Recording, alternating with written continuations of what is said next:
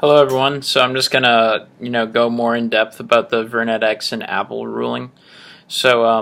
Originally in 2012, VirnetX was awarded $320 million, but this was thrown. The charges were vacated, and VirnetX didn't get the ruling. And from this, VirnetX stock actually plummeted. And I think it's funny that a patent troll is publicly traded, so their value is pretty much based upon how successful their lawsuits are against companies like Microsoft and Skype, who were both forced to pay VirnetX for large sums of money. So Microsoft settled out of court for $200 million, and Skype settled out of court for $23 million, both for patent violations that VirnetX had filed. And so in the retrial between VirnetX and Apple, the jury deliberated for over 6 hours and decided that VirnetX was entitled to $625 million.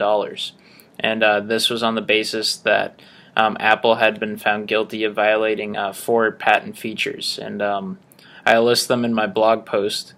And mostly they're for Agile Network Protocol for secure communications using secure domain names, and basically they're just for security between communicating between parties.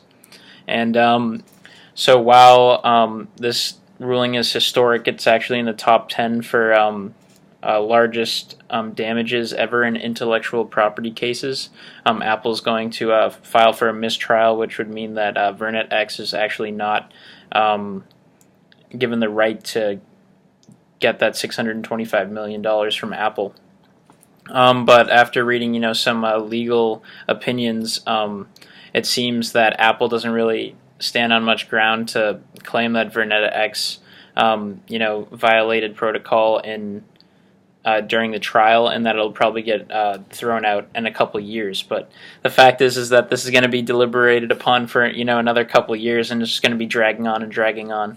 So this is a really messy ruling, and it just shows that patent trolls really can cause a lot of like long-term damage to a huge company like Apple, and they're just going to be like a thorn in their side for a couple of years to come.